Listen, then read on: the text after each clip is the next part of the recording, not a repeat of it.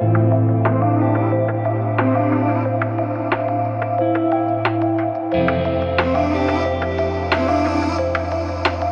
bien, bueno, les agradezco mucho este espacio. La idea de hoy es que empecemos como el evento inaugural o la lección inaugural de la cohorte 13 de la especialización en Psicología Social Comunitaria y Acción Psicosocial. Agradecemos mucho que estén aquí, también les agradezco mucho que sé que esto también es un espacio político en el que buscamos también visibilizar un tipo de violencia, que por eso ellas, con esta campaña y con todo lo que han vivido desde sus historias personales, pero también desde sus profesiones, nos pueden compartir. Pues recuerdo mi nombre es Viviana, soy la coordinadora de la especialización y voy a presentar a cada mujer que nos acompaña hoy, también desde sus luchas y desde sus procesos. Entonces voy a empezar primero con Mafe, María Fernanda Maya. Ella es enfermera profesional, aprendiz de partería y clown hospitalaria. Lleva más de 10 años caminando esta linda profesión que le ha permitido cuidar con el corazón a muchas familias. Es activista por la prevención de la violencia ginecobstétrica, miembro activo de la campaña nacional contra la violencia ginecobstétrica en Colombia, un problema silencioso, normalizado, que deja huella en los cuerpos y las memorias de miles de mujeres. Paso a Ana Miranda. Es mujer, madre, pedagoga y escritora poeta. Acompaña la exploración, comprensión de la sexualidad, la ciclicidad y las maternidades a través de una labor que entrelaza la pedagogía y la poética para resignificar los cuerpos, los vínculos, los cuidados, tratando de construir tabúes. Con el sello editorial independiente Proyecto Amargi, su búsqueda es amplificar la voz de las mujeres y nombrar lo innombrable, aquello históricamente silenciado. Es gestora del Círculo de la Lectura de Mujeres de la Florida. Y Ana Sofía Castañeda es licenciada en Educación Infantil con formación en Economía Feminista de Oxfam México y en formación de Política para Mujeres con la Secretaría de la Mujer de Bogotá. Es columnista, activista y fundadora de Unas Tales Feministas, una organización que acompaña a mujeres en situación de violencia y que impulsa procesos educativos alrededor de la economía, la soberanía y el feminismo popular. Se ha articulado con distintas organizaciones sociales del país, formando y fortaleciendo liderazgos de mujeres y generando espacio de apoyo, educación y cuidado para las infancias.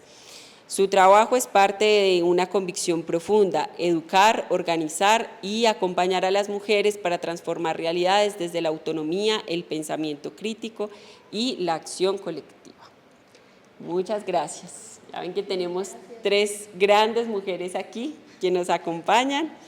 Entonces les voy a pasar como algunos de los papelitos del auditorio, de lo que creemos. Si quieres les pasas a ellas,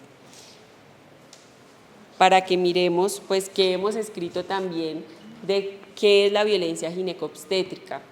Como les decía, pues no teníamos que poner como en términos técnicos qué es eso de la violencia ginecobstétrica, porque reconocemos que es un tipo de violencia que desconocemos, que la verdad es muy complejo tener espacios que nos permitan familiarizarnos con este tipo de violencia, y pues de ahí nace también este conversatorio.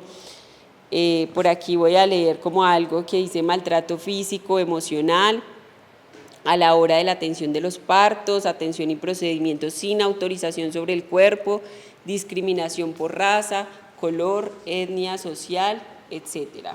Bueno, por acá una compañera o compañero hace primero como una contextualización de qué es la violencia de género y dice que es una forma de violencia que se ejerce por orientación o identidad de género, que puede ser física, sexual, económica, patrimonial o psicológica, y que la violencia ginecobstétrica, dice, creo que va relacionada a las formas de violencia relacionadas a los órganos sexuales y a la sexualidad o el embarazo.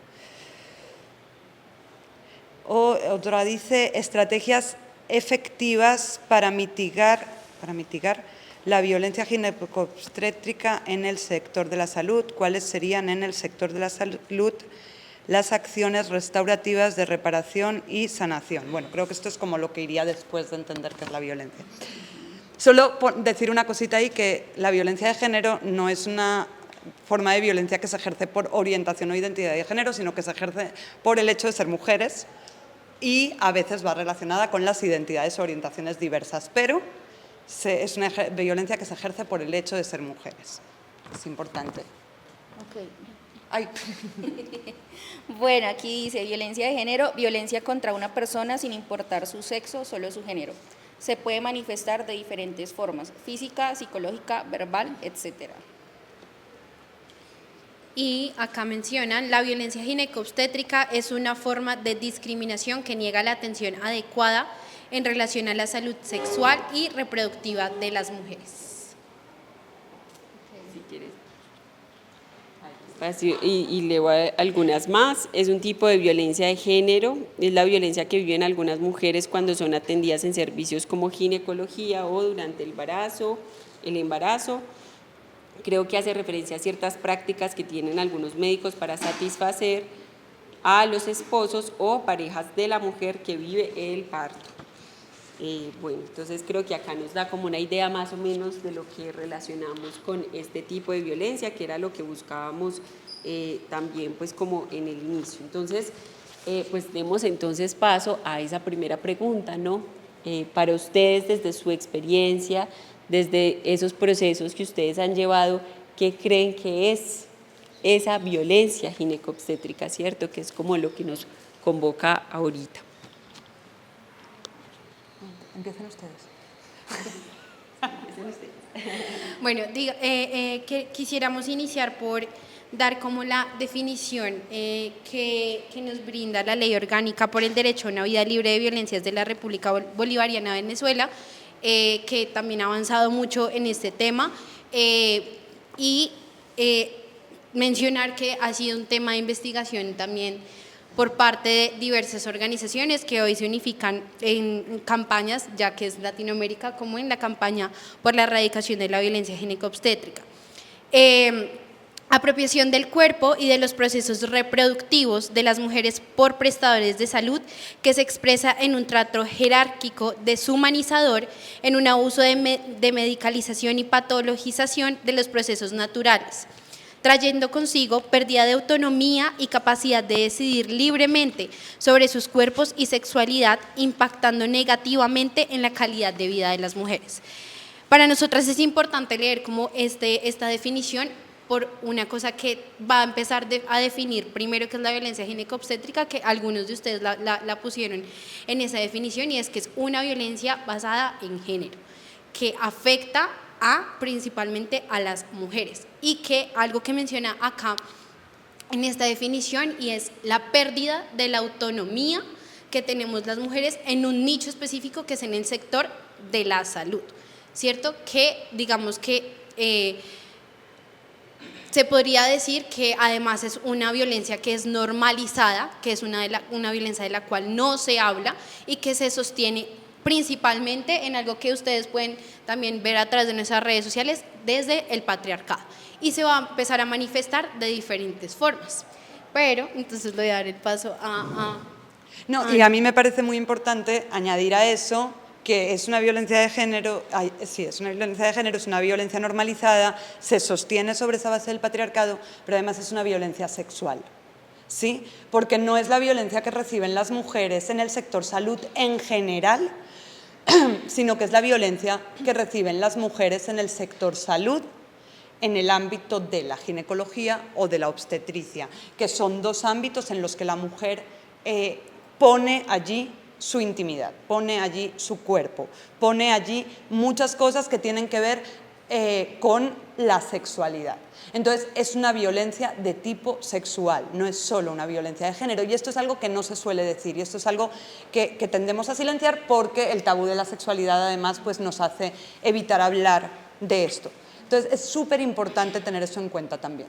Y en ese marco también que lo hablábamos hace un momento, es algo que está muy normalizado, que lo sostiene, como lo mencionaba Ana, la cultura, pero además porque hay algo particularmente que pasa en el sistema de salud, y es que como tiene que ver con el cuerpo de las mujeres, tiene que ver con algo que pasa históricamente, y es que el cuerpo de las mujeres no ha sido estudiado, y además la violencia que vivimos las mujeres en el marco de la violencia ginecobstétrica tiene que ver específicamente, uno, con esa falta de estudio del cuerpo de las mujeres y de la comodidad que se le da, y por eso hablamos de por qué se sostiene en el patriarcado, porque argumentamos que se sostiene en el patriarcado, porque esa violencia se justifica para la comodidad, en este caso de los médicos. No quiere decir que históricamente las mujeres no hayan estado acompañando los partos. De hecho, hoy en día, y creo que lo vamos a mencionar, también acá hay mucho ejercicio de partería y de dulas que acompañan este ejercicio, pero en el que tiene que ver como en los hospitales, que ha sido un ejercicio masculinizado. Hay una historia y hay un detrás del por qué hoy parimos de la forma en que parimos y por qué sufrimos la violencia en el sistema de salud, no solo en el parto, que es importante decirlo y dejarlo claro, que la violencia ginecobstétrica no solo se manifiesta en el parto o en el embarazo, pero que además brinda un privilegio y una comodidad a los médicos. Bueno, y otra cosa acerca de la violencia ginecobstétrica es que se mantiene en el tema médico y en la jerarquía que hay en el sistema de salud. A nosotros culturalmente nos han enseñado que el médico es el que sabe, y nosotros como pacientes no sabemos, incluso en nuestro propio cuerpo. Y pues, ¿quién va a saber más de nuestro propio cuerpo que nosotras? ¿Sí? Entonces, ahí también radica la violencia ginecobstétrica, es que al llegar a un servicio de salud, a una institución, a una citología, a una interrupción voluntaria del embarazo, a un control prenatal, a una cita de control de concepción, de planificación familiar, entregamos como ese poder al médico, porque el médico es el que sabe y usted decide por mí. Entonces ahí también radica la violencia ginecobstétrica, en ese poder que le hemos dado al personal de salud, que si bien tienen una formación, las decisiones de nuestros cuerpos pues las tomamos nosotros y necesitamos la información. Entonces la violencia ginecobstétrica se manifiesta de muchas cosas, de muchas formas, no necesariamente, o a lo que es visible, como está en la punta del iceberg, solo se ve como una parte, que es lo que el maltrato, me hablaron mal, me miró mal, me juzgó, pero hay muchas otras cosas que van debajo, como las instituciones de salud y en la forma en la que atienden los pacientes, los protocolos que no están diseñados, pensados en la atención pues basada en la dignidad de la mujer, en su cuerpo, en todo lo relacionado a su sexualidad. La violencia ginecobstétrica está relacionada con la atención en salud que se le da a las mujeres en el ejercicio de sus derechos sexuales, reproductivos y no reproductivos también. Entonces, en eso, básicamente, como que yo lo resumo, es eso. Es la atención, es la violencia que se ejerce a una mujer o a una persona también que se identifica con el género de mujer, porque tenemos pues las personas trans que portan útero y que también van a sus consultas, ¿sí?, en el ejercicio de sus derechos sexuales y reproductivos. A mí me gustaría complementar también, dos cosas, como por un lado en esto último que estaba diciendo Mafe y que también de alguna manera comentó Sofía, y está en esa definición que hemos leído de la pérdida de la autonomía.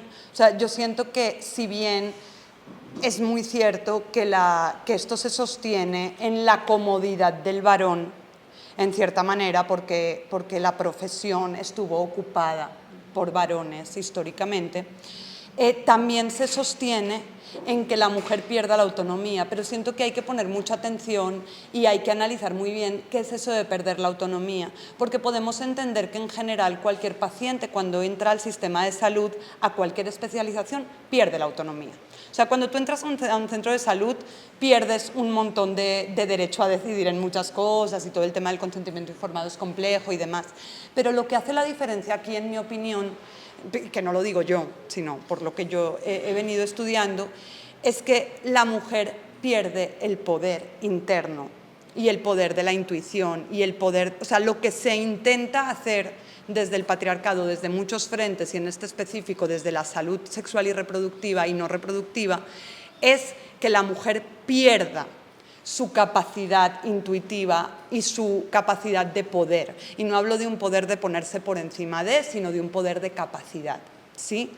¿Y por qué digo esto específicamente además? Porque, por ejemplo, cuando nos centramos en la violencia obstétrica, es decir, en la violencia que se da en lo que tiene que ver con la gestación, el parto y el posparto, nos han hecho creer que el parto es un evento de riesgo, ¿sí? que el centro del parto y el centro de cómo se asiste el parto desde la institución es que hay un potencial riesgo. Y además ese potencial riesgo es que tu cuerpo de mujer puede matar al bebé. ¿Sí? Que eso es profundamente patriarcal. Cuando en realidad el parto es un evento de la sexualidad femenina, es un evento de la salud femenina y es un evento fisiológico que no requiere de medicalización ni de intervención, a no ser que haya un riesgo o que suceda algo en lo que esté justificado intervenir. Pero en realidad las mujeres podemos parir solas y las mujeres podemos parir sin complicaciones. El sistema de salud existe para ampararnos en caso de que esto no sea así. Lo que pasa es que como no se confía en las mujeres y en la capacidad de parir de las mujeres, ni se confía en los bebés y en la capacidad de nacer de los bebés. Un bebé no se va a quedar ahí dentro. Eso no pasa, ¿sí? En condiciones de salud eso no pasa. Los bebés saben nacer, las mujeres sabemos parir.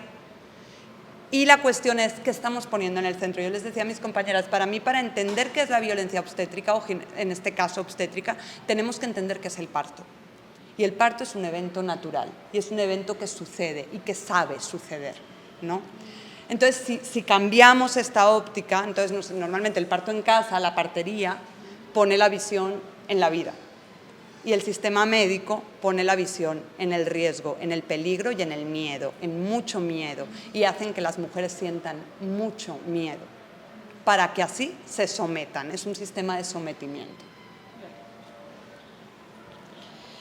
Bueno, muchas gracias. Yo creo que acá también abren mi panorama impresionantemente. Como les decía ahorita, para mí es un tema que apenas se me he venido acercando estos últimos meses, y creo que allí también nos permite dar algunas ideas de, bueno, cuál va a ser nuestra responsabilidad también desde la psicología, desde el enfoque psicosocial, que finalmente profundizamos también en la especialización frente al acompañamiento de estos procesos, ¿no?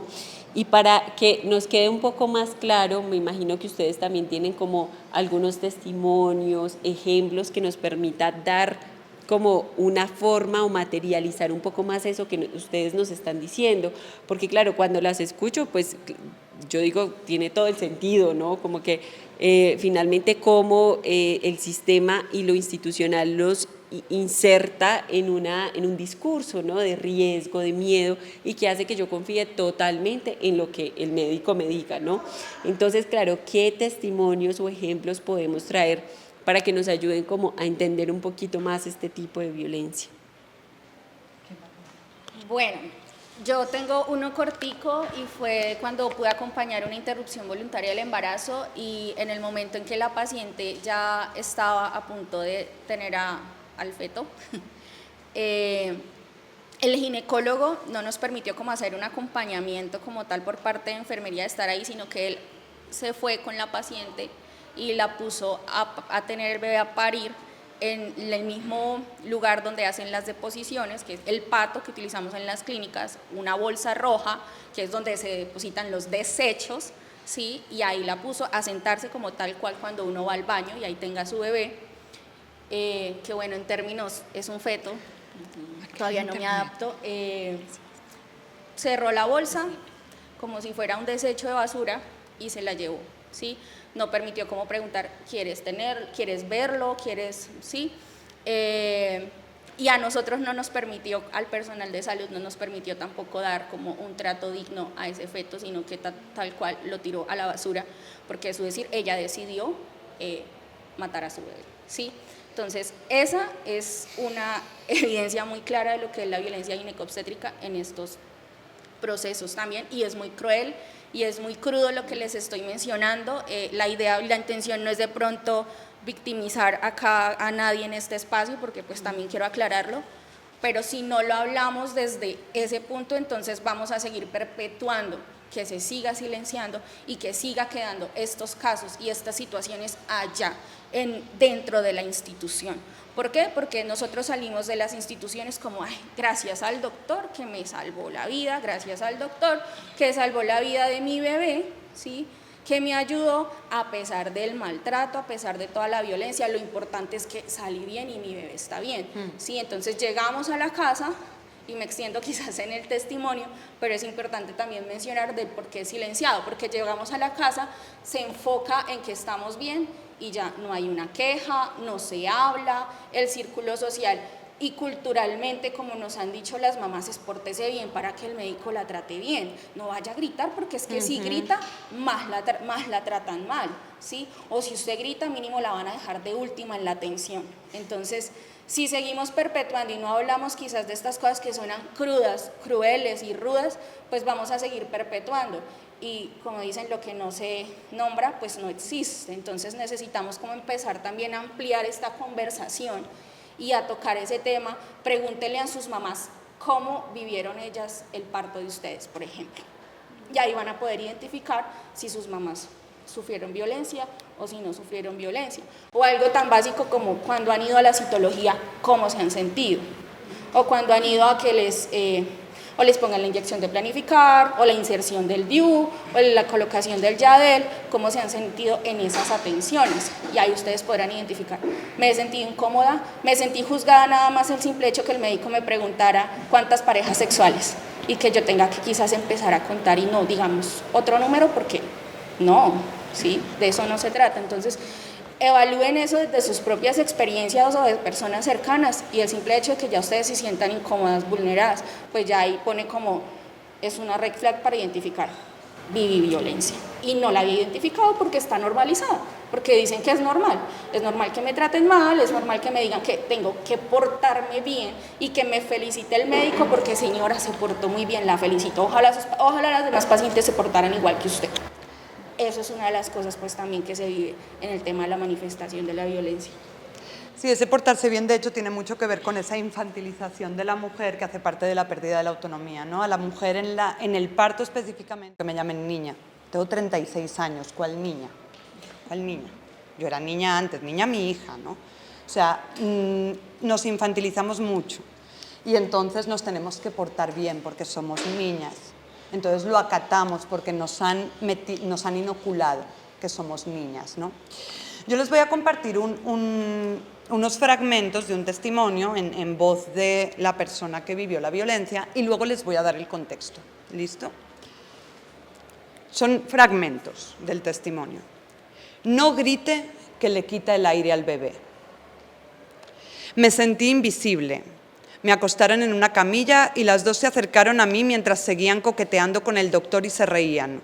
Una de ellas introdujo sus dedos en mi vagina con mucha fuerza y me dolió mucho, por lo que me moví y me quejé, a lo que me dijo con dureza que me quedara quieta, que me tenía que dejar. La otra hizo lo mismo y luego el doctor, porque al parecer ninguna lo hizo bien. Me dijeron que tenía apenas 2 de dilatación. Luego tuve que quitarme toda mi ropa y me dieron apenas una bata y unas medias del mismo material. Así que intenté concentrarme en mi respiración solo escuchaba 2 amenazas. La primera, que el anestesiólogo iba pasando de cama en cama y que en cualquier momento nos tocaba el turno, aunque no quisiéramos, porque así debía ser, y que si nos movíamos podíamos quedar paralíticas.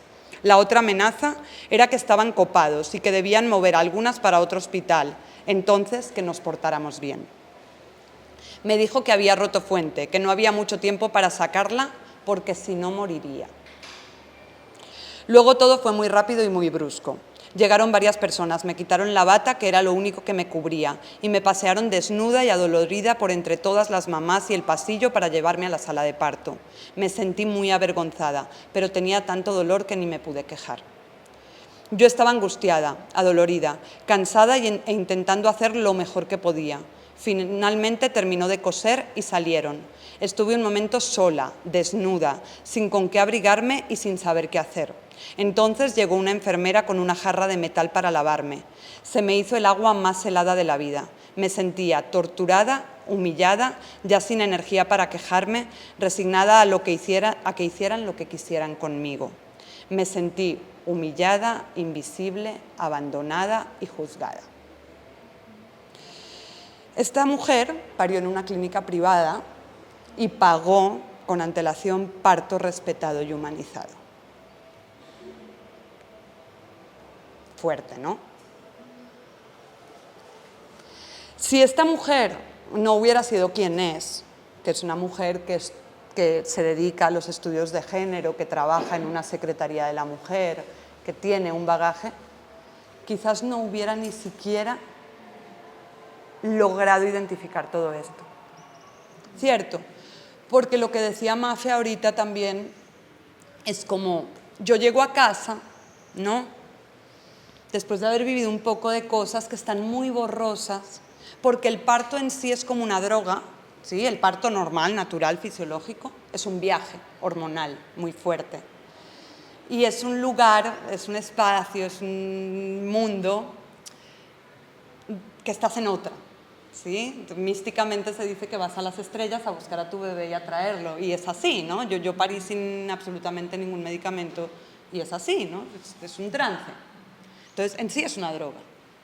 Pero además cuando lo medicalizan es un enredo, ¿sí? Porque es esa droga natural con otras drogas sintéticas, ¿no? Es como cuando dices, no, pucha, mezclé alcohol con no sé qué y con no sé cuál y eso no se mezcla, ¿no? Entonces tú llegas a tu casa y no sabes bien qué te ha pasado. Tú dices, pucha, ¿yo por qué me siento tan de mierda? Perdón. ¿Yo por qué me siento así? Y tú no sabes por qué te sientes así. Porque todo lo que te pasó en el hospital está bien. Porque tu bebé está bien y tú no te moriste. No, no está bien todo lo que te pasó en el hospital. Y ahí la atención que recibimos luego por parte de profesionales, ¿no?, de la psicología o de doulas, por eso es tan importante. Y por eso muchas veces consiste en desentrañar qué me pasó. Porque el posparto es una cosa muy fuerte, aun cuando hemos sido respetadas. El posparto es, o sea, tú vienes de haber ido a las estrellas, ¿no? Llegas a la Tierra otra vez y al día siguiente, que tú pensabas que ya no tenía que pasar nada más así raro, empiezas a tener las contracciones más fuertes del mundo y tú dices, espera, pero yo parí ayer. ¿Qué es esto? ¿No? Es que el útero está volviendo a su lugar. ¿Sí?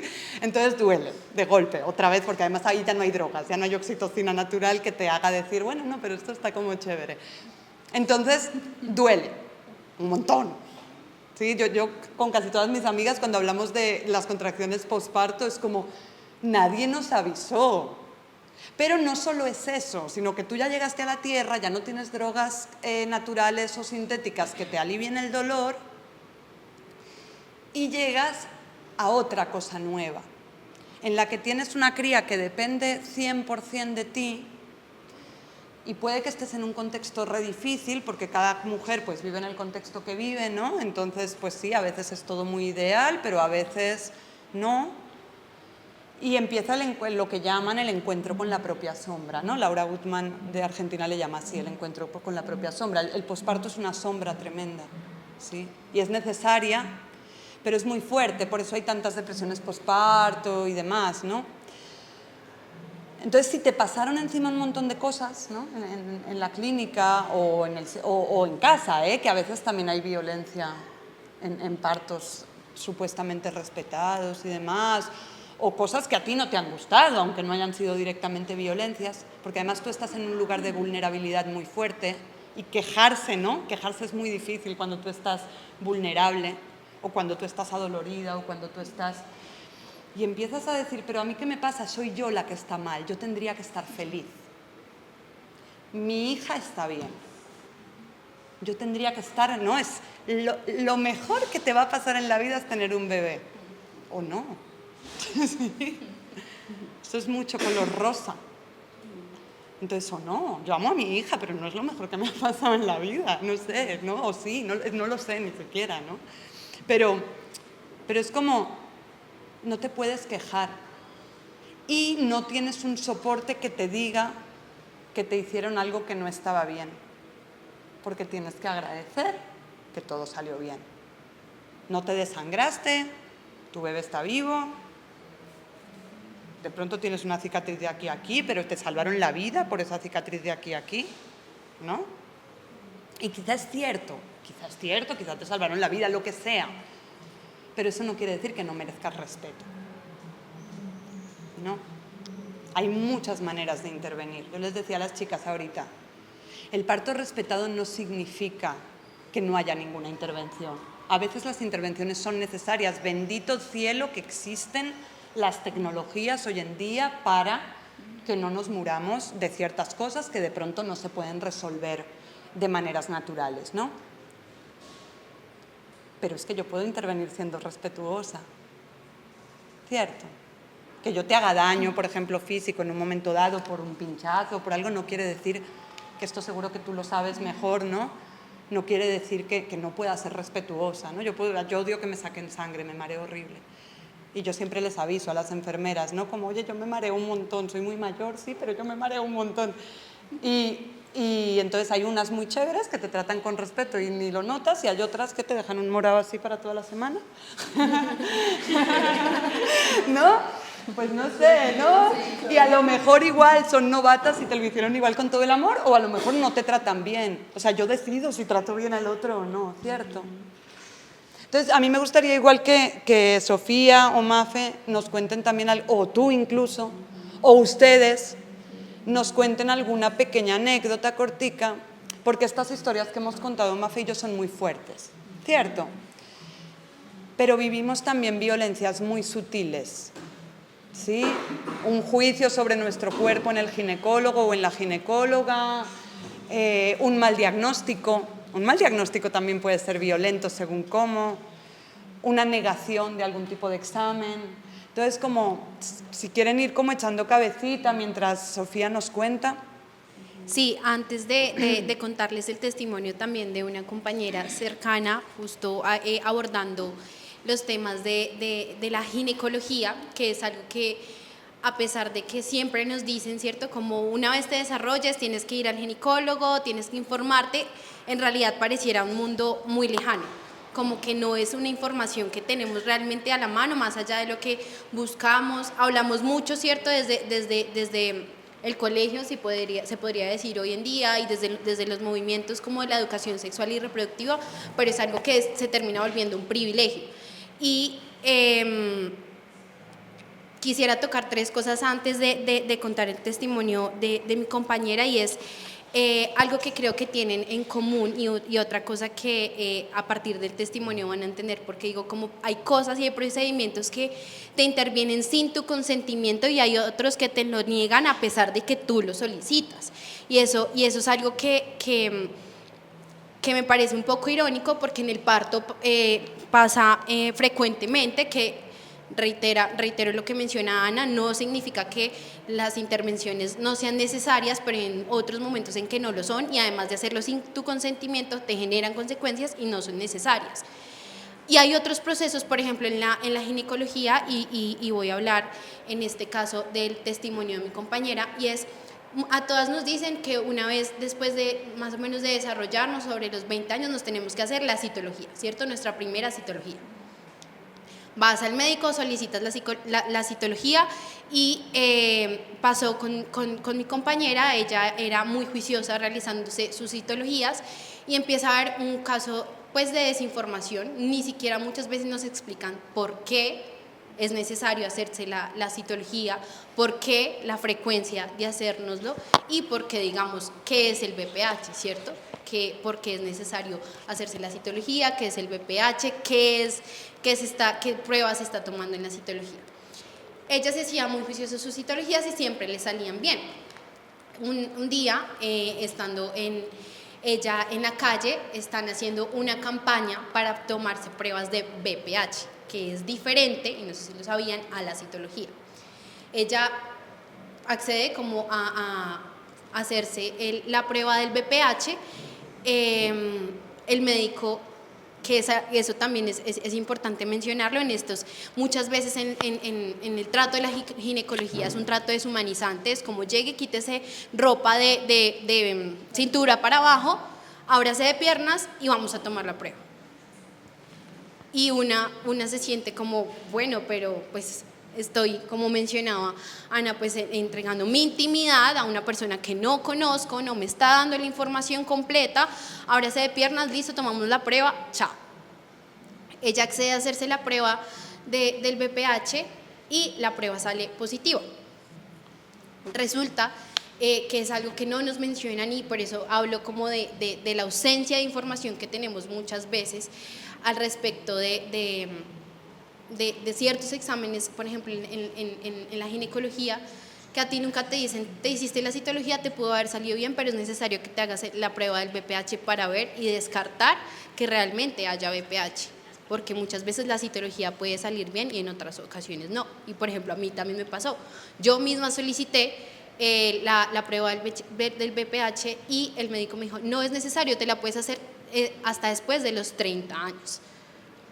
¿Por qué? Y no supo justificarme la respuesta. Lo recomendado es que te lo hagas hasta después de los 30. Y acá voy con mi segundo punto, y es ratificar que muchas veces ni los mismos médicos saben justificar las respuestas o las solicitudes que uno tenga, o digamos, si quiero hacerme medicina natural, que Ana también nos mencionaba, no saben justificar las respuestas porque pasa algo y pasa y sigue pasando hoy en día, y es que la medicina se sigue estudiando y se sigue interviniendo a partir del cuerpo de los hombres. Y cuando hay una respuesta que tiene que ser justificada basada en el cuerpo sexual de las mujeres, no hay argumentos del por qué no hacerme una prueba antes o por qué hacérmela en cierto momento. Y con mi compañera pasó que además de tener BPH era un serotipo de alto riesgo, porque los serotipos del BPH tiene varios serotipos, y los serotipos de alto riesgo son asintomáticos, entonces no necesariamente va a generar laceraciones en el útero, pero es algo que tampoco nos cuentan, ¿cierto? Y para cerrar con ese tercer punto y que de pronto nos puedan contar alguna anécdota, es algo que quiero mencionar porque también que creo que es lo común que tienen los testimonios, porque a ella también como que se sintió muy culpable, luego no quiso ir al ginecólogo, decía, ¿cómo será que hice mal por no haberme hecho la prueba antes, por haberme demorado? Y es que nos culpan, y es algo que es tu culpa y te individualizan, y creo que en el marco de esta conversación es necesario decir, no, es algo estructural, algo que está basado, ¿cierto?, desde la cultura, por eso mencionamos el patriarcado, pero también en algo que me parece bien importante, y es desde el sistema de salud. Dentro del marco, y muchas veces, por ejemplo, también con Lucía, con mi compañera, que es quien nos cuenta ese testimonio, y hoy en día ella es máster en yoga, porque también eso tiene que ver, bueno, con muchas cosas de la salud mental y demás.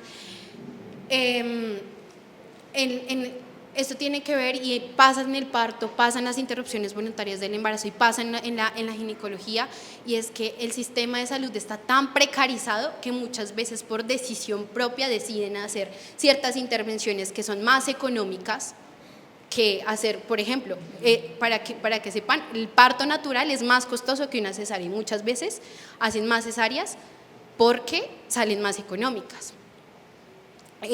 Hay muchas interrupciones y es más rápido. El test de BPH y las vacunas. Se puede programar además. Que además se puede programar. Muchas veces tienes que pagar, o que tienes que pagar, como pasó con el testimonio que nos contaba Ana, con cosas que hoy en día son un derecho por la ley, ¿cierto? Se supondría, pero según las EPS, ciertas EPS te dicen, ¿quieres acompañante en tu parto? Paga. Para que sea humanizado. Para que sea humanizado, paga. Si no, eres soporte. Ajá. Objeto. Y en el caso de los tratamientos ginecológicos, por ejemplo, con el BPH, aparte de que tú estás en tu total derecho de exigir o citología o test de BPH, hay vacunas de refuerzo, pero cuestan un montón y nunca te las van a decir, o sea, al menos de que tú lo solicites, te pueden decir, bueno, sí, el refuerzo, pero si tú no lo solicitas, nunca te lo van a contar, y dos, cuestan un montón. Entonces esto tiene que ver con toda una estructura económica, cultural y por supuesto política que sostiene esta violencia y que evidentemente pues es silenciada y es normalizada, y creo que estos 3 puntos que menciono unifican lo que pueden, de algunas formas en las que puede manifestarse la violencia ginecobstétrica. A mí me gustaría, antes de, que estamos creo un poquito cortos de tiempo, pero antes de que llegue la siguiente pregunta o de que puedan compartir alguna de esas historias, como complementar algo de lo que ha dicho Sofía en relación a este tema de que hay pues hasta ahora está empezando a haber una visibilización de lo que es la medicina de género, una medicina diferencial que estudie el cuerpo de la mujer, igual en el deporte, ¿no? El deporte está basado en el cuerpo del hombre, la medicina está basada en el cuerpo del hombre. Y en esto de que no tenemos información y no se nos explican muchas cosas de por qué te hago esta prueba o por qué no te la hago, podemos ir un poco más a la raíz. Es que a la mayoría no se nos explica o no sabemos ni siquiera por qué menstruamos. ¿Sí? O sea, eso tan simple es un montón. ¿Sí? Como no saber que sí, que tiene que ver con el embarazo, que tiene que ver con la posibilidad, con la fertilidad, con el... No. ¿Por qué menstruamos? Y llegamos a los 30 y a los 40 veces sin entender por qué menstruamos. Y por lo tanto, si no entiendo por qué menstruo, ¿cómo evito un embarazo si no lo quiero? ¿O cómo tengo un embarazo si sí lo quiero, como planificar y no sé qué? ¿O cómo entiendo qué es el climaterio y qué es la menopausia, qué es la perimenopausia? ¿Cómo entiendo todo eso si de base no entiendo por qué sangro? Porque yo no sangro aisladamente. El sangrado es una consecuencia de lo que, como es la parte visible, es la parte a la que le damos como un protagonismo. Entonces es que no sabemos cómo funciona este cuerpo. Entonces, como no sabemos cómo funciona este cuerpo, vulnerarlo se vuelve fácil. Y no es nuestra culpa, ¿eh? Cuidado. Ay, no, es que entonces es culpa mía porque no conozco mi cuerpo. No, es una estructura allí. Muchas gracias. Yo creo que aquí hay como varios puntos también que he venido como escribiendo también de esa apuesta entonces de lo psicosocial, ¿cierto? Cuando entonces estamos hablando del enfoque psicosocial, pues cuál sería también nuestra responsabilidad, ¿sí? Y yo creo que hay algo también adicional y es cuál sería entonces la responsabilidad. Pues sí, por ejemplo, si no tengo un útero, entonces cuando me dicen, yo no menstruo, no, pues es que como yo no menstruo, bueno, soy hombre, no tengo útero, no menstruo, entonces ¿cuál sería mi responsabilidad frente a este tema, cierto? Entonces, no sé, soy estudiante de la especialización, me pusieron a escuchar acá de violencia ginecobstétrica, entonces ¿cuál sería mi responsabilidad también como hombre, ¿no?, frente a el reconocimiento e identificación de estas violencias, ¿sí? Acá hay dos puntos que me gustaría mencionar para darles la palabra digamos ya como con ese mensaje final que a ustedes les gustaría también compartirles a ellas y a ellos, pero yo creo que hay dos como puntos clave para mí.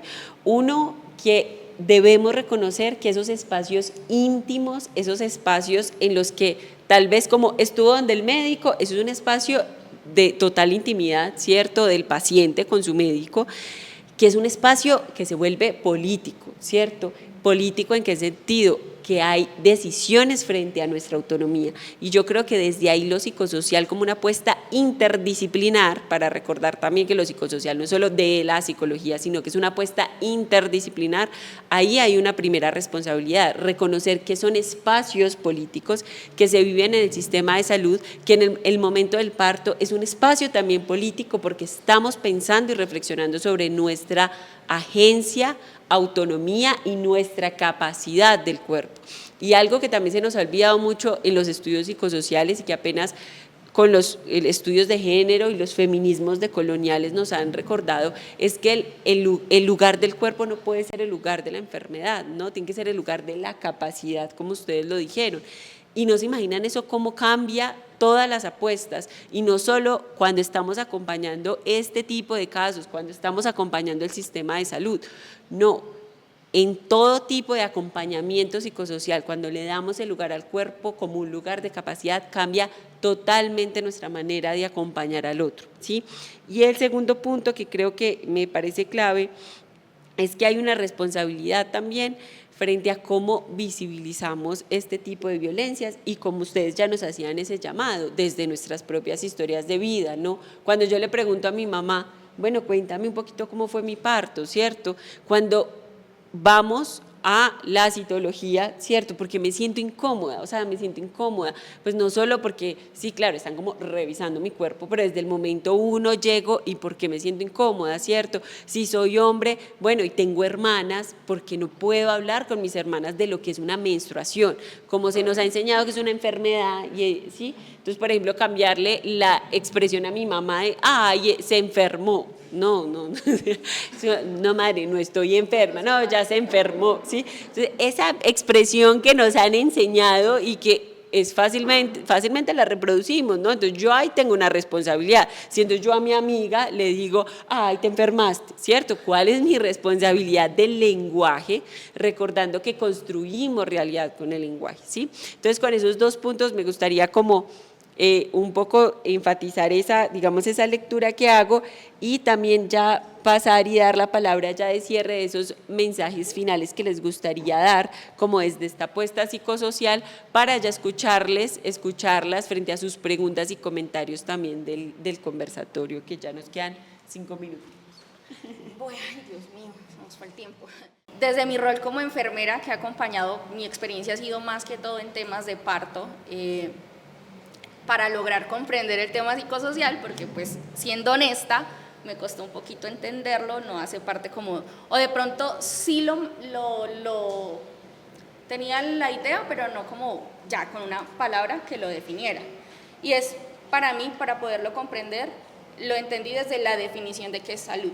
La salud anteriormente se definía como la ausencia de enfermedad.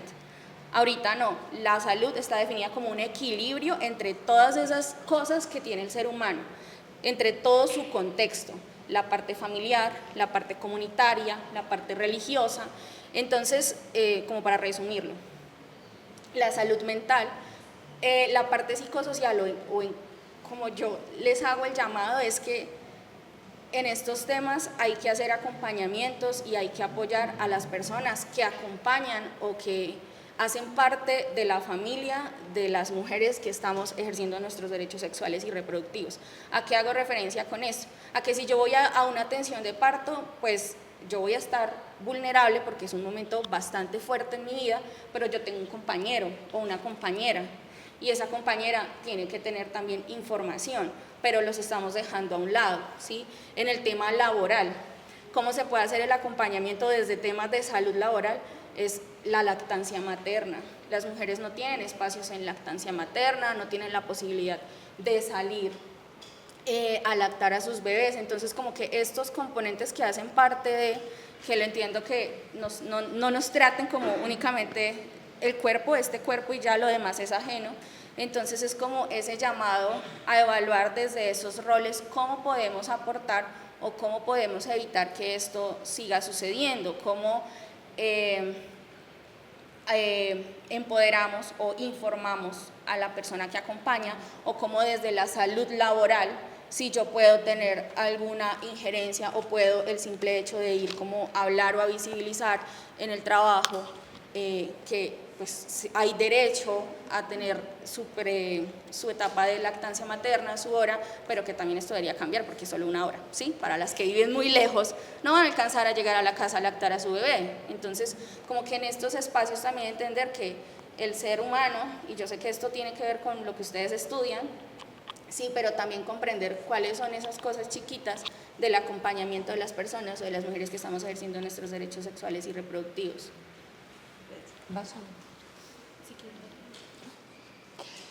Bueno, yo creo que voy a hablar más en genérico de pronto, y hilándolo con lo último que estaba diciendo precisamente de si yo no conozco el funcionamiento de mi cuerpo y de mi mente y demás, me pueden someter o puedo ser vulnerable, y que les decía al final como, pero no es mi culpa.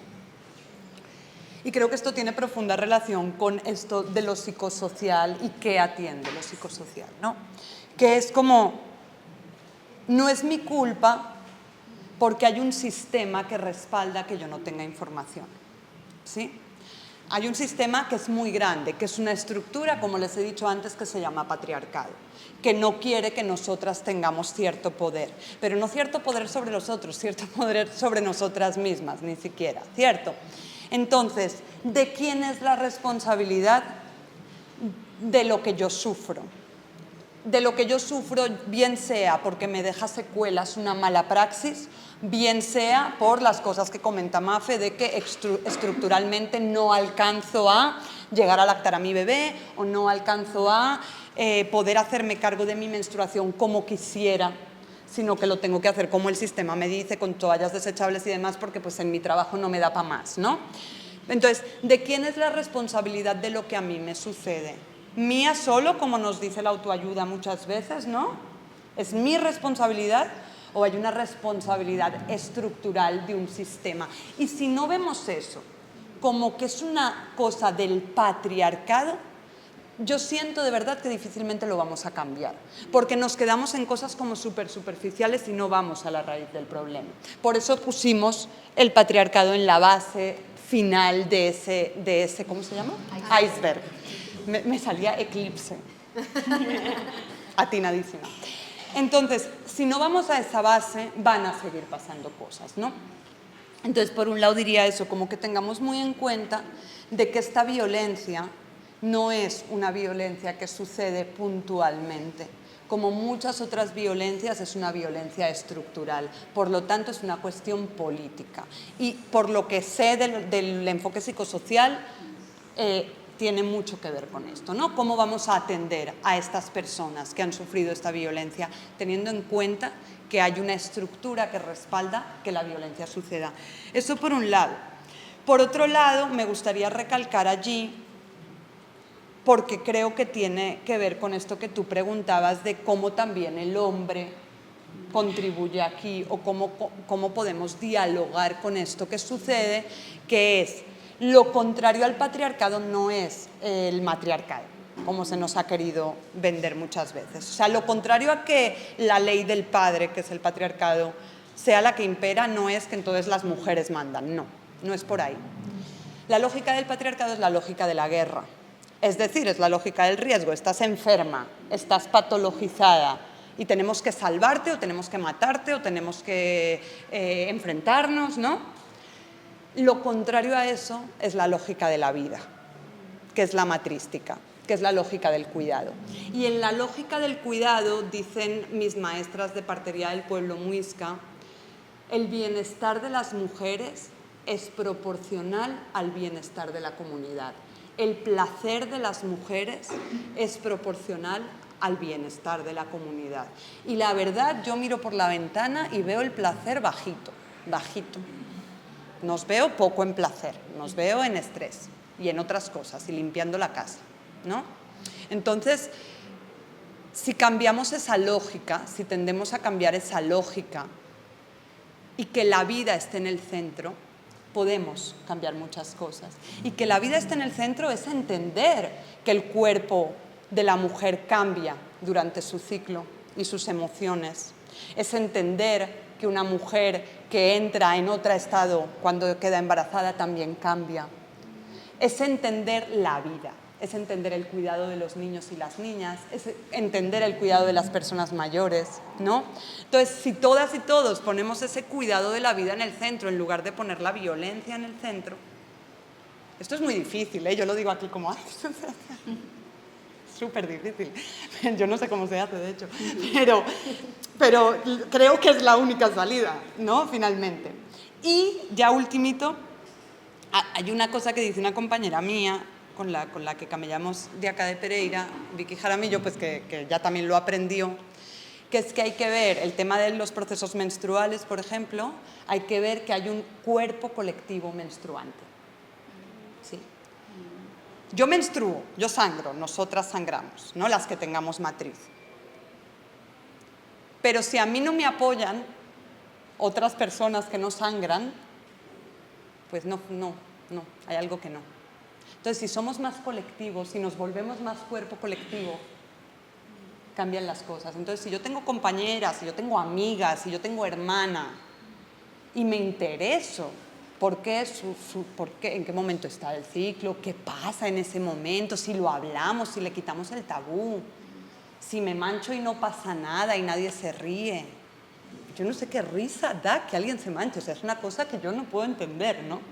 Como, ¿cuál es la risa y cuál es el chiste allí? ¿No? Entonces, si empezamos a responsabilizarnos como en colectivo de los procesos, ¿no? Mi parcero se hace daño y yo me preocupo, ¿no? Entonces, si una persona a mi lado está emocionalmente sensible, ¿por qué me desentiendo? ¿Por qué me da susto? ¿Qué nos da tanto susto de las emociones del otro y de la otra? ¿Sí? Bueno, yo solo para complementar lo que menciona Ana es esa palabra, yo creo que es esa palabra que es cuidado, porque además la palabra del cuidado la hemos sostenido históricamente las mujeres, ¿cierto? O sea, además es algo que el cuidado se ha invisibilizado, pues porque en la estructura patriarcal está la guerra, está el ser fuerte, es el no poder verse débil, ¿cierto? Y el, en consecuencia, no cuidar, o que las que cuidamos somos nosotras, ¿cierto? Y yo creo que en ese sentido, el entender que todos y todas somos cuidadores, todo el tiempo. O sea, no solo siendo mamá, no solo estando como una cuidadora de niños, por ejemplo, yo que soy educadora infantil, no estando con los niños, sino que tú siendo amiga, siendo hijo, siendo hermana, siendo maestra, siendo lo que sea, estás cuidando. Y es además porque somos seres sociales, porque estamos todo el tiempo relacionándonos y como mencionaba Ana, y lo hemos mencionado alrededor del conversatorio, la forma en la que hablo, la forma en cómo me dirijo a alguien, en cómo hago algo, pues marca a la otra persona. Y si somos seres de cuidado, si somos empáticos, ¿cierto? Si comprendemos a través de nuestra profesión, nuestra amistad, nuestras relaciones en general, y comprendemos que el afecto afecta todo el tiempo, podemos comprender que pues todos somos cuidadores y cuidadoras todo el tiempo. Y en ese sentido, complementando también lo que decía Ana, también podemos entender que ese cuidado o esas acciones siempre van a estar marcadas por patrones sociales, económicos, políticos, y que nunca nada es únicamente culpa mía o culpa tuya y no pasa nada alrededor. Siempre todo lo que está sucediendo a nuestro alrededor afecta en nuestra vida cotidiana, y en ese sentido si podemos hacer de la otra persona una vida más amable, si en nuestra profesión podemos ser más humanos, realmente que no sea un privilegio tener un parto humanizado, sino que seamos más empáticos, creo que es importante, y para ello yo creo que también algo que es fundamental es lo que tú mencionabas, la colectividad. Voy a meter un término acá que de pronto van a decir como, el capitalismo nos ha enseñado que pues todo tiene que costar, o sea, la competencia, y eso se ve en absolutamente todo, incluso en los partos cuando escuchamos, o sea, el hecho de que 10 mujeres estén pariendo en un mismo pasillo tiene que ver con la afectividad, la inmediatez, todo tiene que ser ya. Entonces, el parar, el cuidarnos, el comprendernos, el estar en colectivo, el cuestionar esa realidad de lo que normalizamos, porque cuando hablamos del patriarcado y la cultura es algo que hay tantas cosas que hemos normalizado, y pues la violencia ginecobstétrica no es algo que es ajeno, se ha normalizado tanto que nunca nos lo cuestionamos, y parar a cuestionar y decir como, hey, esto está bien, está mal, y transformarlo a través de lo colectivo, creo que también es algo que es fundamental. Bueno, muchas gracias a las tres, a Sofía, Mafe, Ana. Voy a dar paso 2 intervenciones porque son las 10, sé que a las 1:30 tenemos clase, entonces de pronto 2 intervenciones, comentarios que queramos hacer. Yo quiero agradecerles mucho porque además que justo que con Samuel estamos en un proyecto sobre salud intercultural, también pues reconocemos nuestros propios también prejuicios con los que pues nos han formado, ¿no? El hecho de hablar de las parteras, ¿no? Hasta nos da miedo decir partera, ¿no? Entonces, claro, cómo empezamos también un ejercicio allí personal y reconocer que lo afectivo tiene una dimensión colectiva, política y ética, ¿no? Entonces, bueno, no sé quién quiere decir algún comentario, que nos quiera narrar alguna experiencia o comentario también de la charla.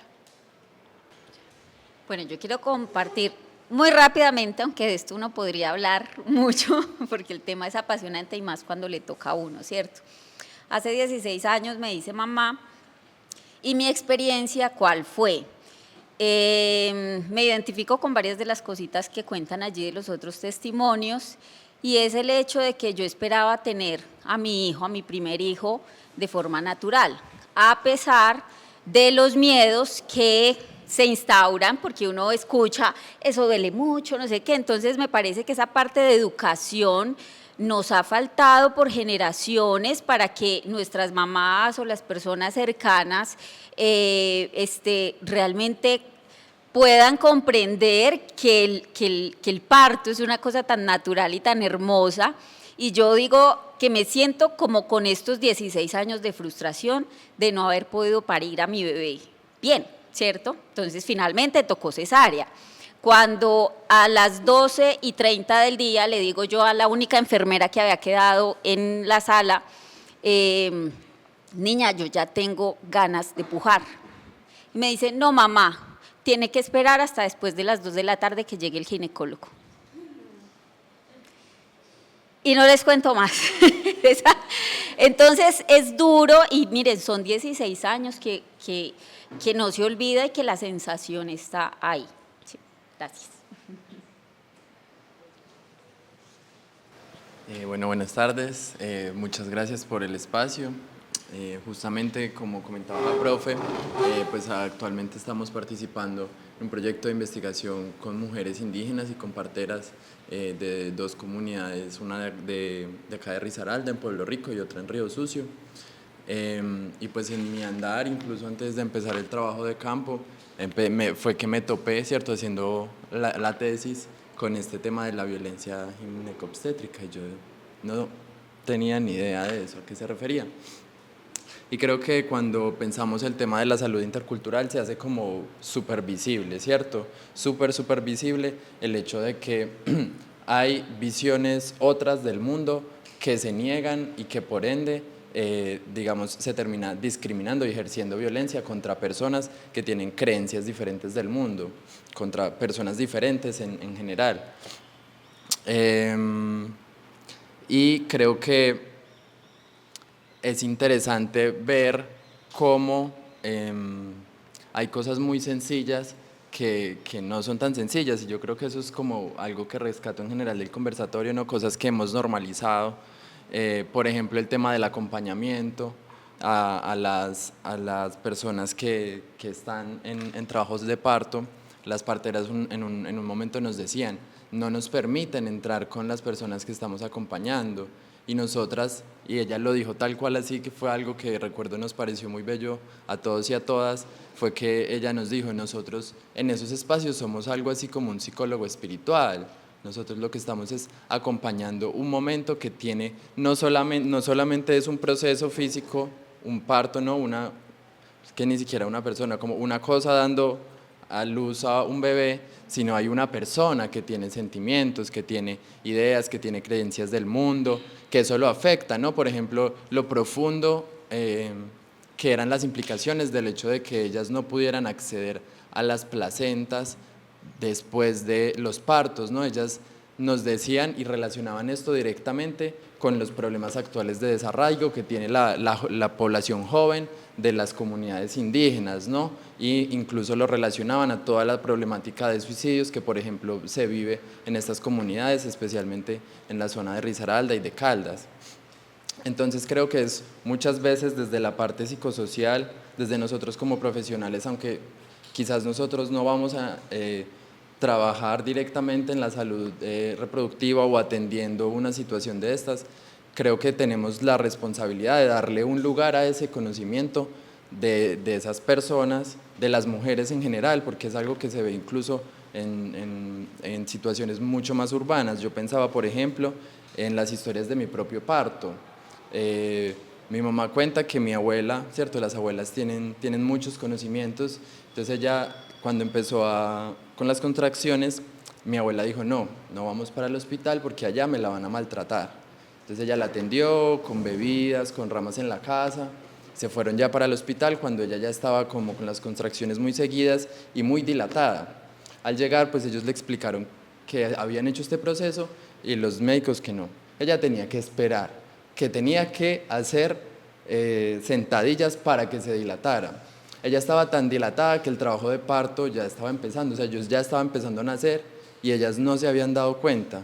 Y aún así, el médico, no sé cómo se llama este proceso, pero que cortan como la zona. ¿Cómo? Episiotomía. Aún así, a pesar de todo eso que se le había reportado que se había hecho, que ella haciendo sentadillas, yo ya estaba empezando a nacer, aún así le hicieron la episiotomía cuando no era necesario, era evidente que no era necesario. Entonces creo que se trata de eso, de darle un lugar, de ejercer una justicia epistémica también con las personas, con las mujeres, y pues más cuando hablamos del tema intercultural, pues creo que hay un montón de matices que se agregan a la discusión, pero creo que pasa por eso, ¿cierto? Por reconocer al otro, la otra y sus conocimientos. Gracias, Sam. Bueno, ¿podemos responder? Sí, un poco, pero así cortito, y ya. Sí. Bueno, para nutrir lo que dijiste, bueno, para hablar desde mi experiencia, créeme que si en la práctica uno tiene pacientes, o lo digo desde mi experiencia, de comunidades indígenas, ¿sí? No pienses que no. A nosotros nos prepararon para trabajar el paciente o la persona objeto de cuidado desde nuestra profesión como el paciente estándar, ¿sí? Como este es el tipo de paciente, si te llega con esto, esto es, ¿sí? Pero, por ejemplo, yo tuve la experiencia que me llegaron pacientes de la comunidad en Vera. Yo trabajaba en Bogotá, en Vera no, mentiras, no digo la comunidad, pero llegaban del Guainía, desconozco, me disculpo. Pero no se podían comunicar en español. Y atendí esos partos y jamás pude comunicarme con ellas. Y no tuve, me dan ganas de llorar, no tuve nadie que me tradujera, ¿sí? Y fue frustrante como profesional poderle explicar como, ay, está teniendo contracciones o le vamos a poner la oxitocina porque el ginecólogo dijo que había que ponerle oxitocina, además que eran mujeres que llegaban en unas crisis de salud, ellas estaban complicadas. Entonces, ¿cómo explicarle que íbamos para una cesárea de urgencia? ¿Cómo?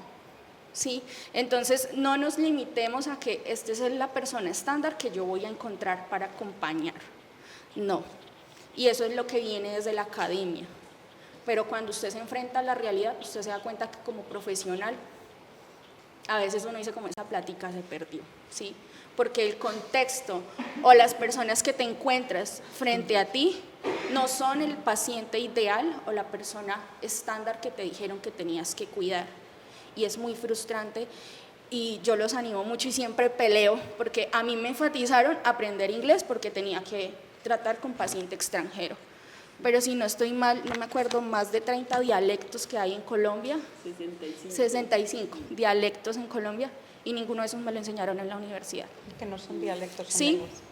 Estoy aprendiendo lengua de señas y braille porque sé que en algún momento voy a encontrar una persona a la que yo pueda acompañar desde ahí. Y en algún momento nos enseñaron a nosotros braille o lenguaje de señas y los tratamos como especiales cuando pues nosotros, ahí sí yo digo, nosotros somos como irresponsables en ese sentido. No nos preparan en la academia, pero pues también los animo a que hagan la autogestión y el autoaprendizaje desde la posición en la que ustedes están y pónganse en los contextos quizás más desfavorables o más retadores para que puedan comprender y puedan dar una atención verdaderamente integral a las personas a las que ustedes le acompañan. Yo lo hablo desde mi experiencia en un contexto de clínica porque ahí es donde he estado, ¿sí? Pero cada uno acá tiene un contexto muy diferente y desde cada rol que ustedes ejercen pueden apoyar y pueden hacer algo muchísimo mejor que lo que nos han enseñado que se tiene que hacer. Yo quiero decir dos veces, voy a intentar ser muy rápida, como dos cositas.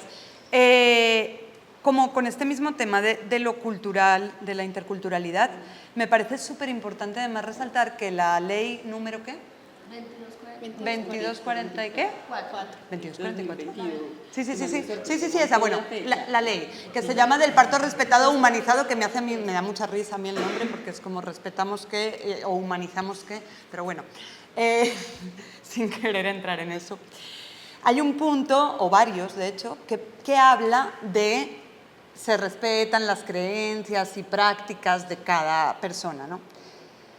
Pero claro, como hablamos de que igual la formación inicial de los profesionales es la que es y hay un corte cultural también que es el que es, en realidad la institución sigue siendo muy punitiva. Entonces, normalmente, si tú antes de irte a parto te hiciste un lavado con plantas, la recomendación muchas veces es no lo digas. O sea, no lo digas, porque te van a tratar mal. Entonces, ¿cuál es el respeto a mis propias creencias? Y además hay una cuestión que nosotras en algún momento con mis compañeras peleábamos como mucho, que era como, bueno, entonces si yo soy embera, o si yo soy nasa, o si yo soy de algún pueblo indígena, puedo acogerme a mis creencias, en teoría y entre comillas. Pero si yo soy Ana, que nació en Barcelona, que soy mestiza o blanca, o no sé qué soy yo ya nunca, entonces no. O si soy de Bogotá, rolita, normalita, entonces no. Si soy una pereirana más, entonces no. Tengo que ser afro o tengo que ser... Y no estoy diciendo que entonces la afro o la indígena la tenga fácil, ¿eh? No estoy diciendo en absoluto eso. Estoy diciendo que ¿por qué me tengo que justificar de querer hacer las cosas de una manera u otra? Yo soy una mujer con autonomía que quiero hacer las cosas de esta manera. Estas son mis creencias independientemente de que se me reconozca de un grupo étnico o no.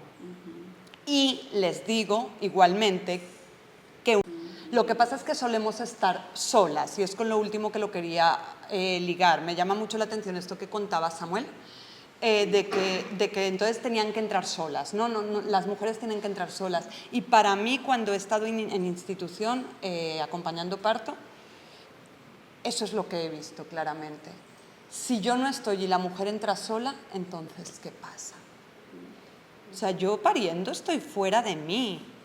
No puedo defenderme suficiente si me violentan. Claro, es que no me tendría que defender de nada, ¿no? Pero entonces si entro sola y encima no conozco la lengua y encima no sé qué, y encima, o sea, tras del hecho, o sea, estoy sola, estoy vulnerable y estoy despojada de la dignidad que me merezco, ¿no? Por ser humana, no por ser nada más, por ser una mujer, por ser una persona, ¿no? Y es como, de momento no las podemos dejar solas y hay que pelear para que no estén solas. Bueno, muchas gracias. Yo sé que acá hay muchas cosas por contar, ejemplos, acá esto mueve las fibras, el cuerpo. Les agradezco mucho de nuevo. Creo que acá también este conversatorio también está motivado para recordarles que el 5 de mayo es el Día Internacional de las Parteras, para reconocer su labor, para reconocer su defensa por la vida, porque como nos recuerda la comunidad también escopetera Pirsa, recuerden que el nacimiento es el origen, ¿no? Y desde ese origen, pues, seguimos y continuamos. Perfecto, bueno, un aplauso para estas mujeres.